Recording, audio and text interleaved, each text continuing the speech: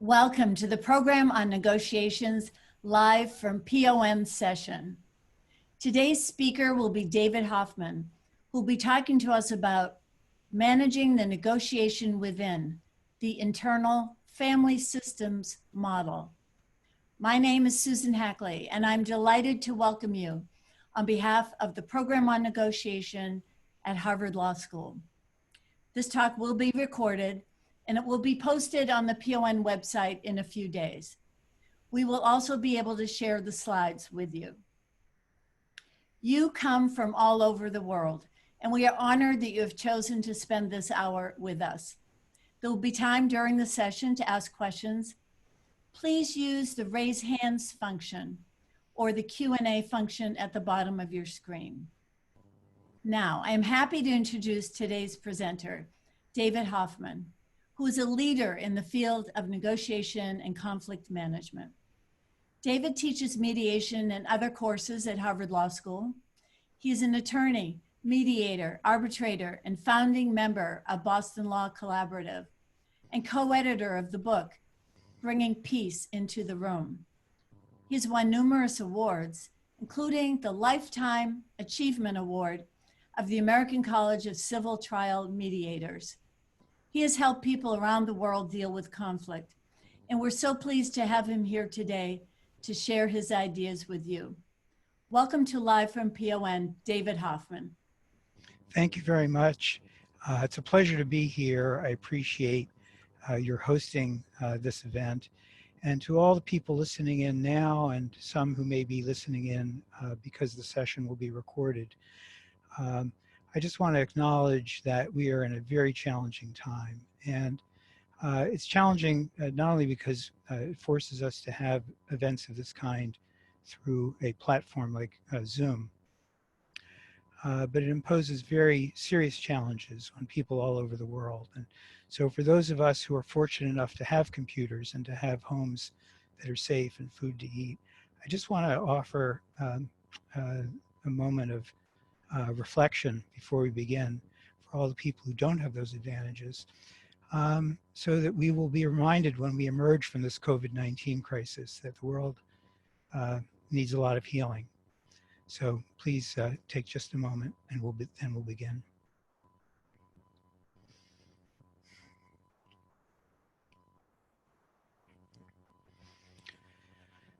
So this topic is near and dear to my heart. It's all of one piece with a mission that I think we on this call share, which is wanting to make the world a better place. And I think that the internal family systems model, which I'm going to be talking about, is a very useful one for that purpose, because it helps us be more effective as mediators. Now I'm going to scroll up to the top of my slides and begin at the top, and you'll see that I'm not the most adept person when it comes to technology, but I'll do my best. I'm going to get it into slide mode first. The internal family systems model is one that I heard about from my late wife, Beth Andrews, who was a clinician, a psychotherapist. And what she explained to me was that this model is extremely helpful to clients because it's very intuitive, non-pathologizing, and it really empowers the clients. It tells the clients that they have the resources within to heal. And I think in that way, the model has a lot in common with the work that we do as mediators and peacemakers, because our goal is to empower people to make wise decisions. And I'm going to share with you some stories of how I've used this model in the mediation setting. First, however, I'd like to introduce you to the guy who came up with this model, whose name is Dick Schwartz. He's a clinical psychologist and has written numerous books. The one that you see on the left, I especially recommend because it was written for a lay audience. So if you'd like to take a deeper dive into this topic, I encourage you to check out this book or some of other some of the other books that Dick has written. The fundamental premise of the internal family systems model is that people have parts. We have voices inside us, perhaps an optimistic part or pessimistic part, etc. Bismarck made this amusing comment, which I've quoted in an article that I'll show you in a moment. Faust complained about having 2 souls in his breast, but I harbor a whole crowd of them, and they quarrel. It's like being in a republic. So the internal family systems model is about what goes on inside our individual heads, and in that way, it's kind of a misnomer. Dick Schwartz has said a number of times that if you were to go back and rename it today, he would probably call it the internal systems model, because it's not about families. It's really about the family-like relationships of our parts. In that sense, it's different from family systems therapy, which is about families. So I mentioned that it's intuitive and non-pathologizing, and one way to see that is to look at cartoons from our culture. In common parlance, we talk about a part of me wants this and a part of me wants something else. In this cartoon, the person comes to into an office with a problem and says, a part of me wants to help you with your problem, Hargraves. Another part of me wants to go to lunch. Or in this cartoon, a part of me says I need to stop drinking, like this, but then I think, don't listen to him, he's drunk. Or this cartoon, part of me loves cats, another part not so much. You can see the cat down here chewing on the mermaid. And finally, one more cartoon.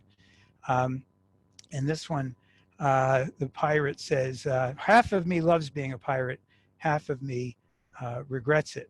So this is a way that we think about ourselves often. And when I said that it's built on the power of empowerment, what I mean is that for the clinical use, and let me underscore the difference here, the clinical use of the internal family systems model, it is not a medical model where the clinician has the answers and is trying to provide those answers to the patient or to the client. It's more about the client identifying the parts within and accessing the healing energy inside them. They call it self-energy in the IFS model, the self-energy that will enable the client or the patient to listen to the various parts, be curious about them, be compassionate about them, and help harmonize them. So in this model, we're talking about parts as if they are a thing, but really they are a metaphor. It's not as if we have particular regions in our brain that correspond with our different parts. But as Jose Ortega y Gasset said, the metaphor is the most powerful tool known to humankind. And I'll bet many of the negotiators and mediators on this call have had the experience of how a well-timed, well-chosen, and evocative metaphor can help unlock the dispute resolution process. This metaphor of parts is not new. Plato had the notion that we have parts to the 2 horses, the positive and the negative energies, and the charioteer that tries to manage them. Freud, of course, thought we had parts, the id, ego, and superego. The idea that we have parts is one that scholars in our field have been writing about of late. Bill Urey, Erica Fox, Gary Friedman, all of these books take as their premise that we are engaged in an internal negotiation all the time, all of us, and the people that we work with as well. This article from several years ago, 1998, by Max Bazerman and colleagues, is a wonderful introduction to this concept. In this article, the authors talk about us having basically 2 selves, the want self, which is impulsive, and the should self, which is rational. In this more recent article by Bob Bordone and colleagues, talking about how the internal negotiation over our identity and role plays an important function in our negotiations. And then in the materials for this talk, you may have seen a link for this article and also for this shorter article And when you get the slides, if you want to access these articles, you'll have links to them. Finally, in terms of this being a model that is out there in the world, if you have not seen the Academy Award-winning movie Inside Out, I encourage you to see it. It depicts each of the people in the film. It's an animated film with these 5 parts inside who are negotiating all the time over what each of the protagonists in the film are going to do. It's both entertaining and enlightening, and it was actually developed with some help from one of the psychiatrists in the IFS field. I understand Inside Out 2, the sequel, is going to be coming out not too long. So let's talk about parts, and then we'll talk about how parts play a role in our work as dispute resolvers. So the IFS model says that we have lots of parts. It's not like 3 parts, as Freud said. We have a multiplicity, no predetermined number. We have certain categories of parts, which I'll explain.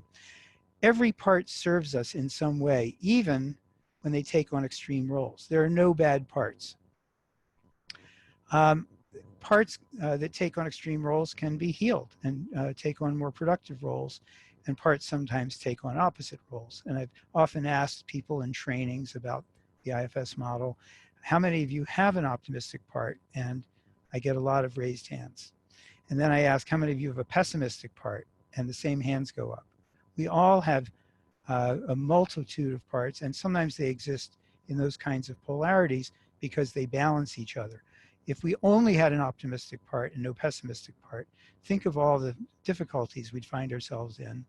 And if we only had pessimistic part, think of all the opportunities we'd miss and how life would be rather dull.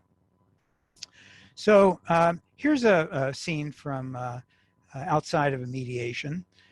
2 dogs going to the neighborhood bar, and one says to the other, "It's not enough that we succeed, cats must also fail." How many times have we seen that in our mediations and negotiations? What's been triggered here is a competitive part, and people like to win. Science bears this out. In a functional MRI test, people got more pleasure from a game in which they won. But interestingly, you can put people in a functional MRI machine and test their response to a prisoner's dilemma game in which they cooperated. And again, reward circuits, different ones, but nevertheless, reward circuits light up. People like to cooperate. Well, how do we account for the fact that a part of us likes to win and a part of us likes to cooperate? And if you go back to our ancestry in the earlier primates, we see that primate behavior illustrates the point that we like to cooperate. We engage in reciprocal altruism. You scratch my back, I will scratch yours, both literally and figuratively. And within those primate cultures, there is social hierarchy and competition. So in other words, we've inherited, and indeed, you can find this in other mammals, and even non-mammal species, this combination of cooperation and competition. So when we talk with a client, and I've had a client who said this on alternate weeks, we should stick to our guns or we should settle. And I thought, I wonder if this person is schizophrenic, or I couldn't understand it. But in fact, each of us has within us an impulse that we want to fight the good fight, and also an impulse that we're trying to be practical. Now, I mentioned that there are different kinds of parts, and in the internal family systems model, some of the categories are manager, firefighter, exile, and self-energy is the core of ourselves. Some people call self-energy spirit or soul. It's who we are after all the parts have taken a step back and given us a little bit of space. And there's some parts that are kind of on the line between managers and firefighters. These are not hard and fast categories, but they're families, they're clusters of parts. So what do we mean by exiles? Well, exiles carry around our wounds and our feelings of shame, our feelings of inadequacy. And the manager parts are proactive. They try to prevent injury and re-injury.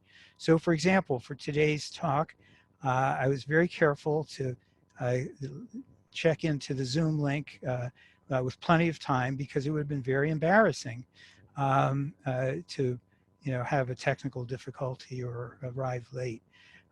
So that was a manager being proactive to prevent me from experiencing feelings of embarrassment or shame.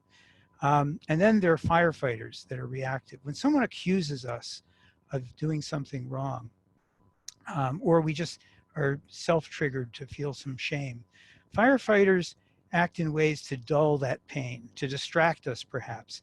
Let's go for a walk, or let's, I'll have a drink, or I'll go, buy something. We have lots of strategies. Some of them may be unhelpful. Some of them may be extremely unhelpful, but those firefighter parts are there to protect us from feeling wounded. So it's not that they are bad parts, it's just that we sometimes need to be more effective with our managers, so we won't need the firefighters to put out the fire. We all know what firefighters do when they, literal firefighters, when they arrive at a house and they're on fire. They're not that careful with the antiques. They just hose everything down. And so firefighters can get us in a lot of trouble. I'm going to tell you some stories about some firefighters in some of my cases in a few minutes. And finally, so we have these protectors, we have the exiles, and then self-energy, the core of who we are, our heart, our spirit, our soul. One way of thinking about this, I got from a psychiatrist, an IFS psychiatrist named Percy Ballard. He said, it's like having a phone. We have all these different apps. And I created this little visual of some of my apps, some of my parts. And I have several screens of apps. We all do. As you can see here, I have a fun part, and I have a Jewish part, and I have a musician part. Not a very skillful musician, but I like to play guitar some. I have a mediator part. I have a romantic part, an activist part, a dad part. And I also have the exile parts that we talked about. Now, how do we know that we have exiles? Well, if we can fill in the blank in this sentence, I am not blank enough. I'm not clever enough. I'm not kind enough. I'm not a good enough dad or a good enough son. Those are our wounded exile parts. And when someone pokes one of those exiles, you don't have to activate this part. It's self-activating. That's a firefighter part. Our anger steps up to counterattack. And then we have our self-energy. Now that's down here in the home button. And it's always available to us if we can remember to go home and press that self-energy button. This self-energy, the characteristics begin with C. Dick Schwartz is very fond of alliteration. So self-energy, the qualities of it are calm, curious, compassionate, centered, clear, confident, courageous. And the model, the goal of the IFS model is to be self-led. And that is my fundamental lesson for us all from this workshop, which is that if we can learn how to be self-led when we are working with people who are in conflict, self-leadership can be infectious. It can help the people we work with access their own self-energy. Another metaphor for self-energy is the conductor in the orchestra. There are no bad instruments. There are no bad musicians. But if they play discordantly, or one plays too loud or too soft, or not in sync or in harmony with each other, we need the conductor to harmonize them. And yet another metaphor, I'm very fond of this one, is that self-energy is like our mediator within. If we are mediating a case, we want to be equipped with curiosity and compassion, calm, courage, clarity, confidence, all of those C qualities that are associated with self-energy. And I want to emphasize curiosity and compassion. If you're looking for a touchstone, you feel lost in a mediation, think curiosity, think compassion, and I hope there will be time for this. A great story from Ken Cloak about how he used those qualities in a mediation that was very effective. So I'm going to share with you 5 ways in which this IFS model has been useful to me in the mediations that I do. And I hope if this model makes sense to you, that you'll give it a try. The first one has to do with coping with complexity. I showed you the picture of a client. It's not an actual client, of course, but Google Images,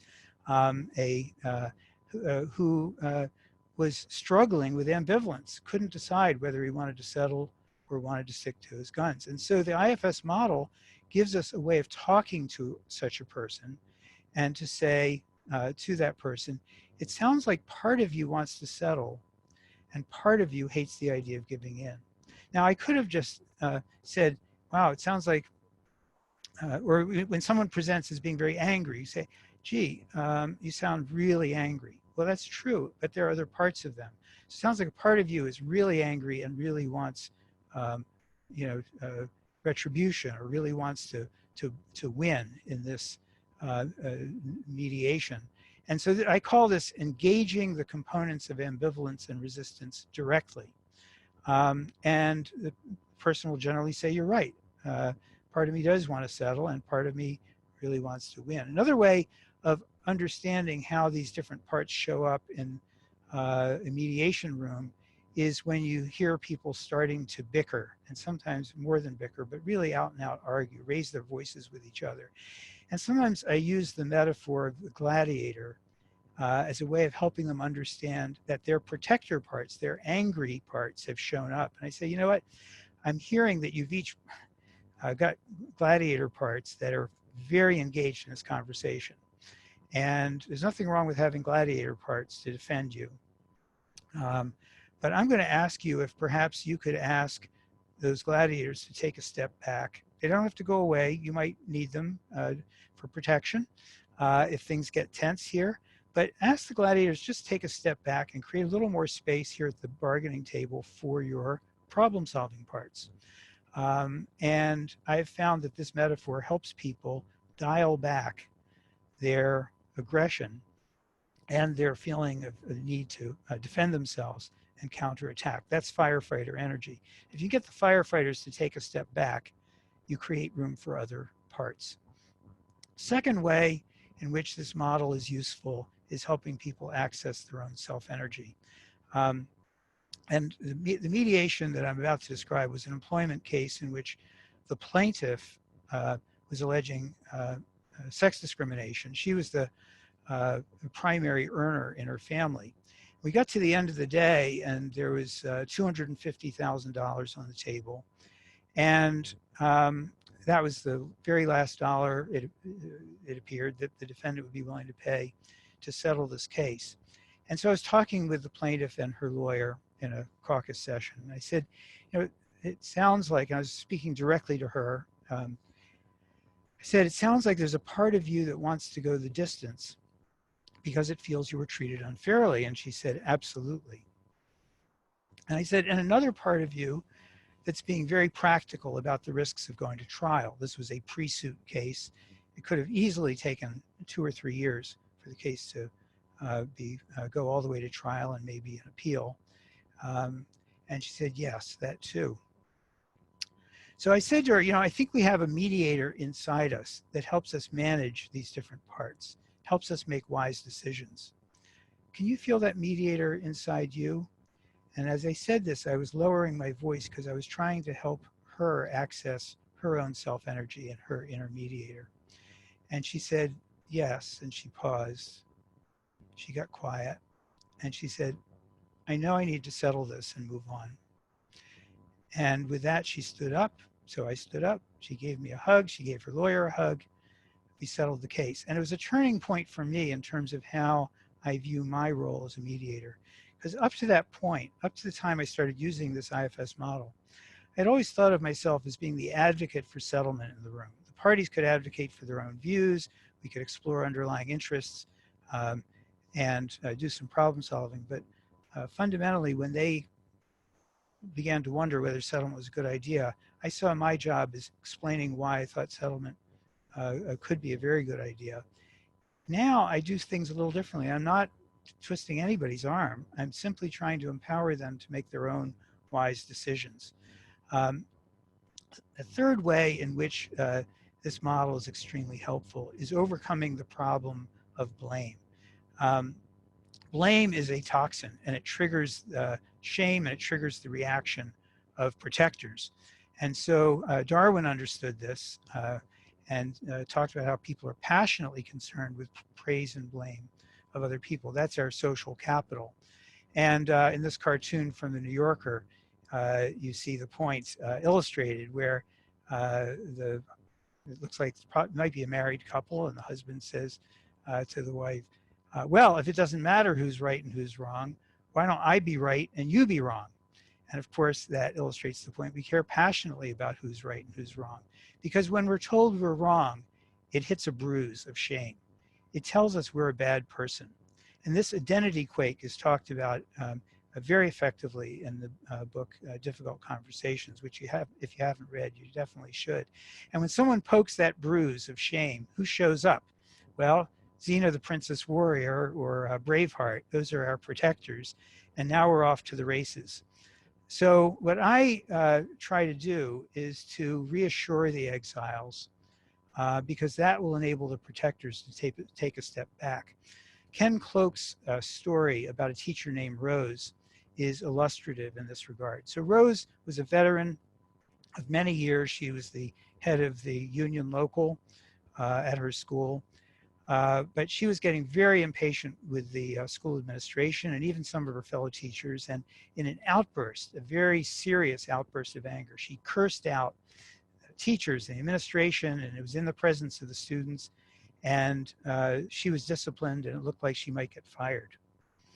And Ken sat with her and some fellow teachers, and she explained why her outburst of anger was fully justified. And the teachers said that she was way out of line and she had really harmed the school. And they went back and forth arguing. Their protectors fully engaged, their firefighters and anger fully engaged. And Ken moved his chair closer to Rose and said, Rose, can I ask you a question? And she said, sure. And he lowered his voice and he said to Rose, has anyone ever thanked you for what you've done for this school? And Rose started weeping.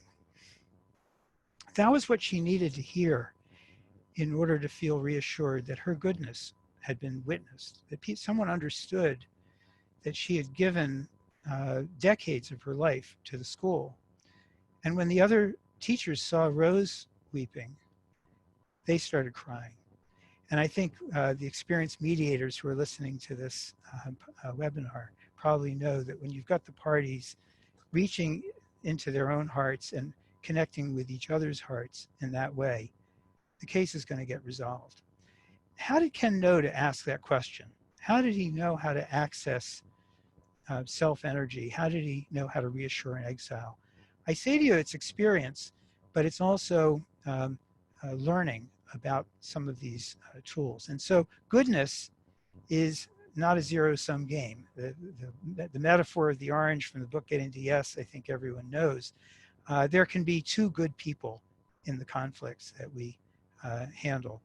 I'm getting close to the halfway point, and I've just got two more points I want to make, and we're going to open the floor for some Q&A, because I'm interested in hearing your questions and your reactions to all of this. So one of the things that we need to do is, in addition to helping the parties access their self-energy, is access our own. And one way to do that, in my experience, is having compassion for our clients and understanding that we too have parts. So I'm going to take you on a little tour of some of my parts. I have parts that are very concerned that I can't figure this out, I'm not good at this, the parties don't like me. Those are exile parts. Then I have some proactive manager parts. I'm a professional. I'm doing a good job here. Then I have a self-critic part, a manager saying, well, it could be better. And then I have a dumb part.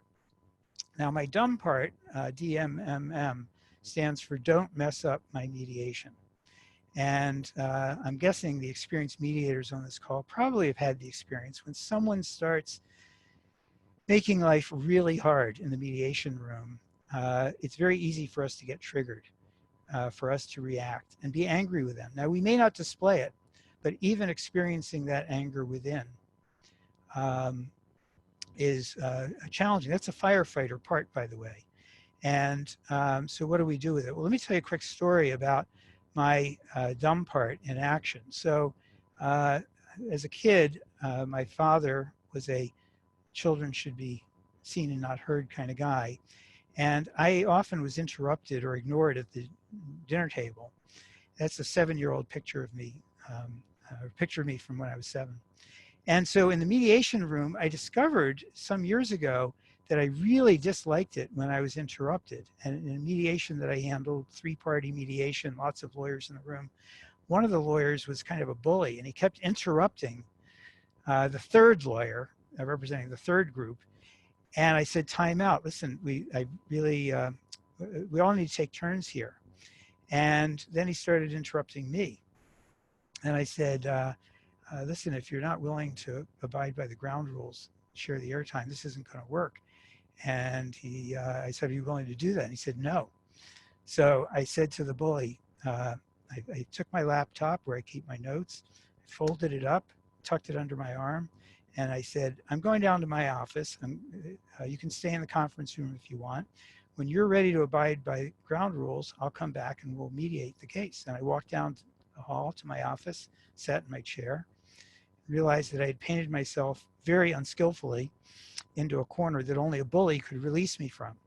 And after about 20 minutes, the other parties and lawyers prevailed. This guy said, yeah, I'll abide by the ground rules. And they came and knocked on my door. I went back and we mediated the case. Later, when I understood more about how my firefighter overreaction, don't mess up my mediation parts, get triggered by interruptions, I thought, oh, that 7-year-old needs some healing. So I visited with that 7-year-old and said, well, it's understandable. Your dad grew up in a different generation, a different time.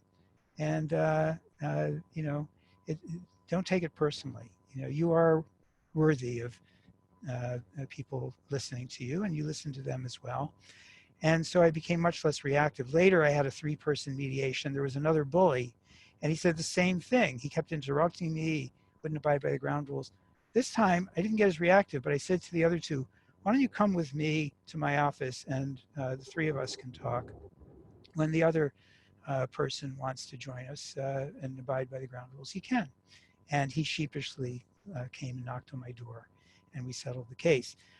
So the important point here is to understand where our triggers are, where our exiles, work with those exiles, try to heal them so we're not so reactive. And a final point about how we can be effective as mediators using this model, and that is when we're self-led, we can connect with the self-energy in others. When I was having my colloquy with the employment discrimination plaintiff, what I was trying to accomplish is for her to access her internal mediator, and I could only do that if I could access the self-energy in myself. Richard Wallman, a colleague and friend, he and I wrote an article about mediation as a spiritual practice. You can see the link here if you're interested in it. And I think that accessing self-energy is a way of making mediation a spiritual practice and bringing peace into the room.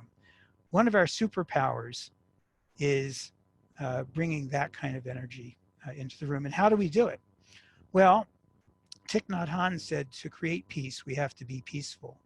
And that means unblending from our unskillful reactive parts, asking them to step back, asking our own internal gladiators to take a step back and give us some space. And when they part step back and give our hearts some space, we can be authentically present in a healing way. So if you want to know more about this model, I encourage you to check out the website for the Center for Self-Leadership. There are workshops there. I took a level 1 training. It lasted a year, 6 weekends over the course of a year. I was the only mediator and lawyer in a training of about 33 people. But I predict there will be more mediators, more non-therapists taking these trainings. And I highly recommend this particular training. So with that, I think I'm going to open the floor for questions.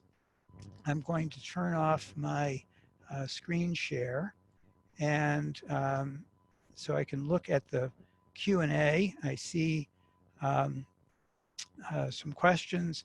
One question is, how can we use this to our advantage in a negotiation? And I'll be happy to address that question. And also, I want to encourage you, and I've also been asked, how has this model been used in cross-cultural negotiations? How has intercultural competency informed the use of this model? And how do we use the model to counteract bias in mediation? Wow, some really good questions. I also, one of the questions was, how do we get the slides? And I'm going to let PON communicate with all of you about that. By the way, you can also raise your hand if you have a question, and I see 2 hands raised. So I'm going to take them in order. Jay Domnich, I'm going to ask PON staff if they can unmute you, Jay, so you can ask your question, and then Karen Suber, you'll be next, and then I'll take the questions that are in the Q&A. So Jay, you please go first. Hey, David, thank you so much for this really compelling presentation on this very interesting topic. Maybe just one sentence about my background. I work as a negotiations trainer in The Hague in the Netherlands, mostly with diplomats, but also with groups in conflict and humanitarian organizations. My question is twofold. First of all, if you could shed some light, because the general idea that there are several parts that are important with us, and this internal negotiation that you were mentioning is also present in several other therapy types, for instance, transactional analysis.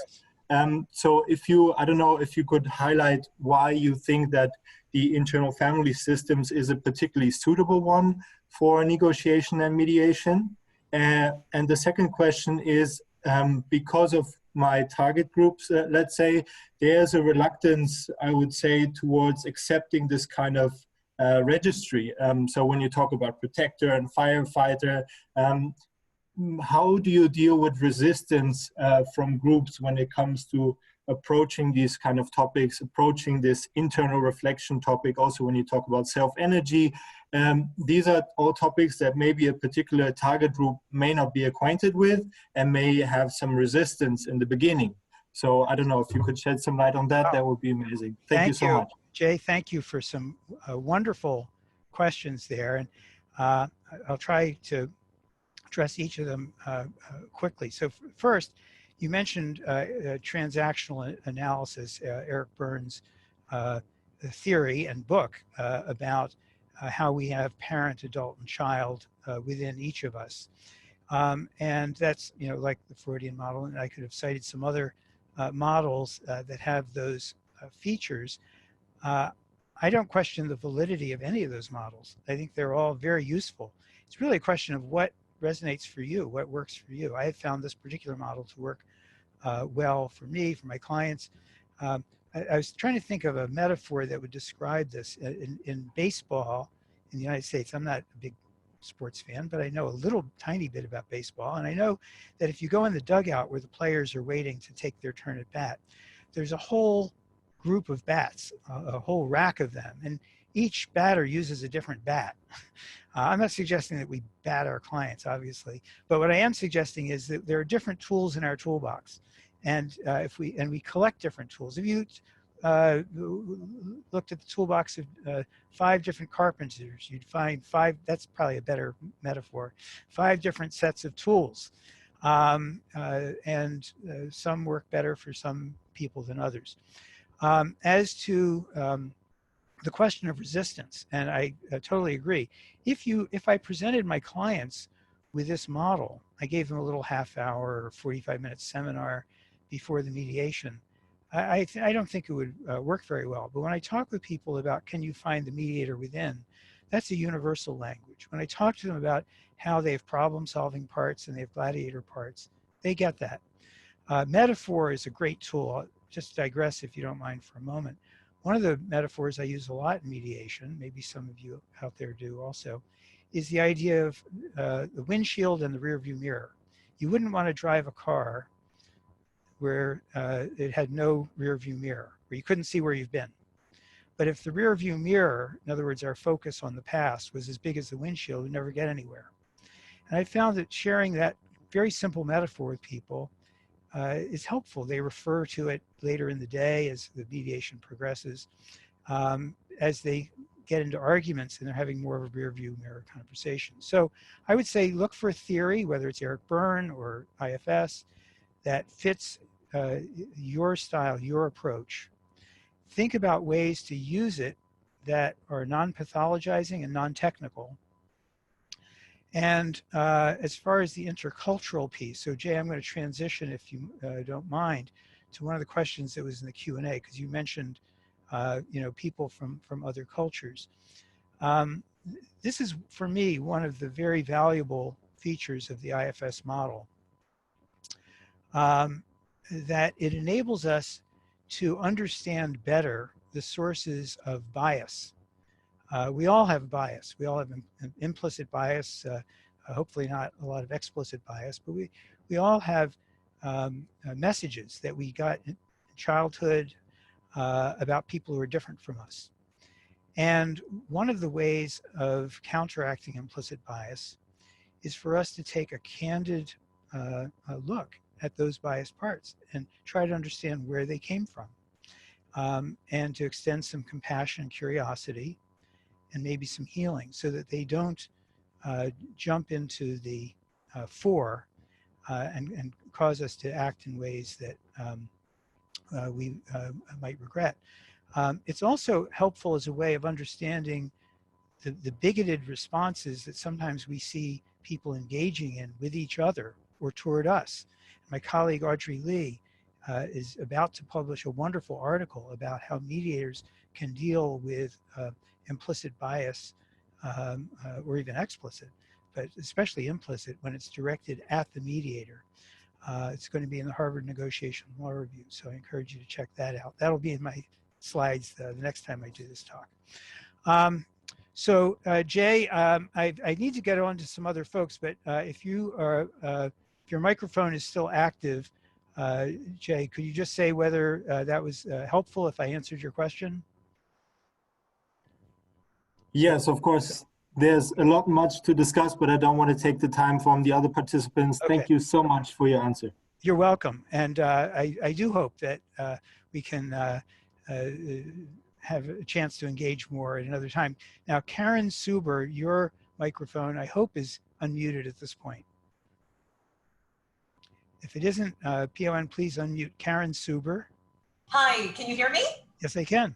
Oh, great. Thank you so much. Your program, even the last 44 minutes, has been amazing. I was at Harvard Law School and part of the program on negotiation, including participating in some work that Erica Fox was doing on working on the mediator from within in order to empower the parties to solve their own or present their own settlement based on their interests. And the process is just amazing to see. And the mediations I've been involved in as of late have involved a power differential and have been based on causes of action grounded in racial or gender harassment. And the power differential, as you mentioned in one of your examples, it comes into play, yet when a thank you or some other conciliatory comment comes into play, that eases the tension between the parties. Yet, what I've also found is that thank you ends up being valued more by the party who is the victim. And so in a couple mediations after the fact that have been resolved with a thank you and what could be considered a lower than initially asked settlement, the person who settled ends up regretting that he or she did not get more because, yes. And what I'm trying to do is how do you figure out that the person who is most impacted by the power differential doesn't overvalue a thank you and then end up with buyer's remorse, even though you want that thank you to be heard and felt in a meaningful way. Does that make Yes. sense as a question? It does make sense. And of course, I can imagine at least two different contexts where you're working with and representing the more disempowered party, let's say an employee in this case. And in one situation, that person has a lawyer, and that can be helpful. In another situation, not. There's, of course, a big controversy in our field about the use of caucuses. And unlike Gary Friedman and Bob Manuka and Jack Himmelstein, who advocate for a no caucus model, or primarily no caucus model, I find that caucuses are an opportunity to hear from people in a very up close and personal way that sometimes is not available in mixed company, particularly, as you point out, when there's a power differential, because it creates that discomfort about disclosure and transparency for the weaker, the less empowered party. I think what I would be inclined to do using this IFS model is if I sense that an apology from the employer or appreciation from the employer was weakening the resolve of the disempowered party to serve their interests, I would ask them I'd like to meet with them separately. I'd ask them to perhaps slow things down, think about whether they're going to feel some sense of regret the next day or the next week or the next month or the next year, and give them a chance to really reflect on, which parts of them were satisfied and really pleased with the apology or the thank you, and which parts of them are still feeling ill-served, ill-treated, and encourage the person to have the internal dialogue. It's like the colloquy with the plaintiff that I mentioned. Part of her wanted to go the distance, part of her wanted to settle. In the case that you described, there may be a person like Rose who felt gratified, the teacher, Rose, felt gratified by being asked if anyone had ever thanked her, right? But that doesn't mean that the case has to settle in a way that's going to cause regret. So Karen, I wish I could have a longer conversation and a face-to-face conversation with you about this, because it's a really interesting question. But again, if Karen could be unmuted, I'd love to hear, Karen, if I have addressed your question or your concern. Yes, absolutely. And then what I will do is I'm going to take the listings that are provided in your deck and reflect on those as well. And I may circle back with you offline with a follow-up question, but Sure. Thank you so very much. You're welcome. Now I see two more hands. We have 11, well, maybe 10 minutes, because we need a minute to wrap things up at the end. And the next hand up, Rahina Daya, I hope I'm not mispronouncing your name. And if Rahina could be unmuted, please tell us your question. Hi there, I'm Rahina. I'm in Canada, and I'm a family law mediator. One of the things that really struck me was the idea that people can get arrogant in relation to their insecurities. So that reminds me of the exile part. It sounds like the firefighters protect our exiles. So I was wondering what your thoughts are in terms of the firefighters' roles and displays of arrogance, pride, false confidence. Because as you talk about those deep bruises, on one hand, they're protecting them, but on the other hand, say the deep bruise. So I had a mediation where one of the deep bruises was one person felt intellectually less sophisticated than the other person, when there was a sense that they may have felt sophisticated. There's that concern: are they showing arrogance or pride, or false confidence? And yeah, I guess that's what I'm trying to kind of get at. What's the firefighter's role in the opposite of defending, but in puffing up? Right. So thank you for that question. And all of us who've been involved in mediation for any length of time have run into people who do puff themselves up and act in self-important ways, and treat other people disrespectfully, and disdainfully. And it's very easy for us as mediators to be triggered by that and to decide we like the other party better than we like the one who's puffing themselves up. So it seems to me there are two things that can be helpful here. One is, if you think about those protector parts, the people who have the most extreme, the most angry, the most aggressive, the most, I don't like the term narcissistic because I don't like these diagnostic categories. I think they put people in a box. But we all have parts that, at times, that can act that way. The people who have the most just unlikable firefighter, angry protector parts probably have the most wounded exiles. People didn't get that extreme with their protector parts if they didn't have a lot of wounding as a child or later on in life. And so step number one is to access our compassion and say, wow, this is a really wounded person. They have some, they're not going to share with me. I'm not going to be their psychoanalyst. I'm not going to really get into their exiles. That's something for a clinical use of IFS. But for the mediator's use, I think it's helpful if we can just recognize that people act in this way because of hurt, because of feelings of shame or embarrassment. The second move is for us to calm our dumb parts, our reactive parts. I remember in a mediation, a big family business mediation, there were 20 people, and one of them was a very aggressive lawyer. And he took me aside and said, Hoffman, you've done something in this mediation that I didn't think anybody could do. He said, you've taken a really bad situation and made it worse. And I just wanted to punch that guy in the nose.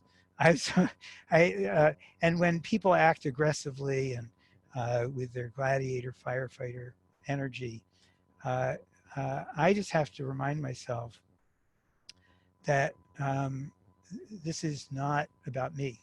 This is about helping people find solutions. And so I have to ask my reactive parts to step back and give me some room for problem solving. Let the manager parts take over. Again, Rena, I'll just say, as I did with the others, this could be a much longer conversation, but I'm going to hit the pause button, and if you could be unmuted by PON, you can tell me whether I addressed your question or not. Yeah, that was a wonderful way of approaching it. Thank you so much. This has been an incredibly enlightening program. Thank you. I see there's one more person I'm going to call on. Mustafa Isa, you've been very patient, and if PON would please unmute Mustafa. But before getting to you, I just want to tell a quick story building on Rahina's point to illustrate how this plays out in the family and divorce setting. I was mediating a post-divorce case between a lawyer and a CPA. And they were very high-functioning, successful people, but with each other, they behaved very badly, and the kids got caught in the crossfire. One of the stories they told me was that the husband showed up to drop off the kids. It was so high conflict, they couldn't even do it at each other's houses. They had to meet in a parking lot. And the wife was steaming, the ex-wife, the mom, was steaming because once again, Dad had kept her and the kids waiting.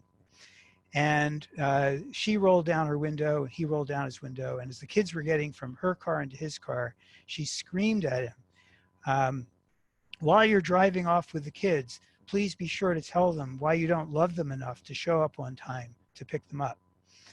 And I thought to myself, oh my God, these poor kids. Well, that was a firefighter part. She was indignant because he had once again kept her and the kids waiting and feeling uncertain about whether he's going to show up. Could she have engaged manager parts to be more skillful? Yes, she could have. She could have decided, you know what? I want to really yell at this guy. I'm not going to do it. I'm going to get the gladiator part to step back. I'm going to send him a text message or an email once he gets home. I was telling him, we need to talk about this. I don't want to get the kids in the middle.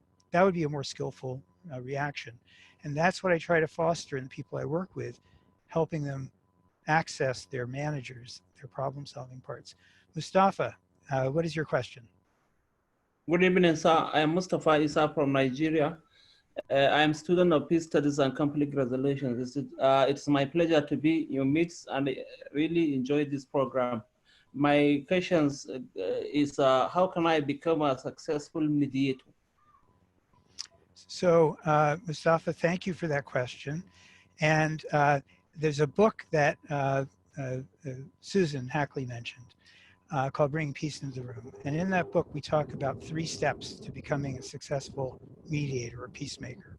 And the first step is skills, basic mediation training skills, active listening, reframing, getting to underlying interests, etc.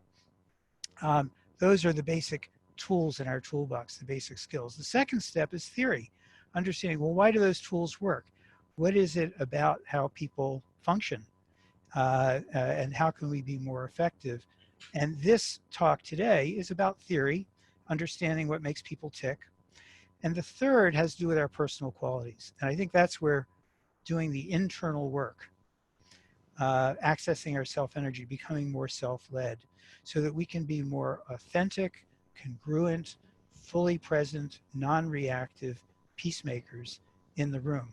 And all 3 of those steps, skills, theory, and personal development, are lifelong journeys. The thing I love about mediation is that mastery is always way out there on the horizon, and we never get there, but it's a wonderful journey, and we keep learning. And so I appreciate your being part, and everyone's being part of this program today. We learn from each other. And I learned some things from your questions, actually, that are quite helpful in terms of how I think about the model and how to make it useful to dispute resolvers. So Mustafa, if you are unmuted still, let me just ask you if that's helpful in response to your question. And if PON could unmute Mustafa, I'd appreciate it. Okay. Thank you. Thank you. Yes.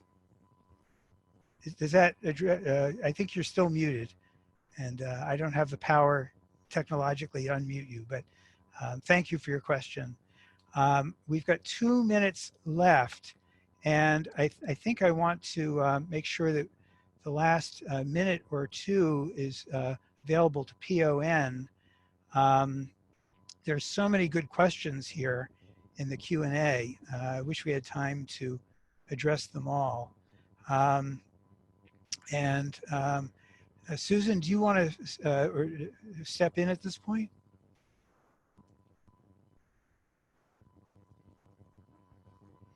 So Susan Hackley, I don't know if you can hear me, but Yes. I think we've reached the end point. All right, hello. Thank you so much, David Hoffman, for this illuminating hour. To all of you who joined us, we welcome you to look for other live from the program on negotiation events that we offer and invite you to participate. It's wonderful that you told us where you're from, really all over the world. We wish you well, and we hope to see you again. Thank you so much. Goodbye. And Susan, the slides will be available to people along with the recording? That's right. And I think that's been in the chat, but look on our website for the recording in a few days. And I will look at these questions, and if I can answer some of them, I'll send those along to PON also for dissemination to the people who registered. So thank you all very much. It was a pleasure being with you today. Have a good rest of the day. Be safe, be well. May we heal the world together.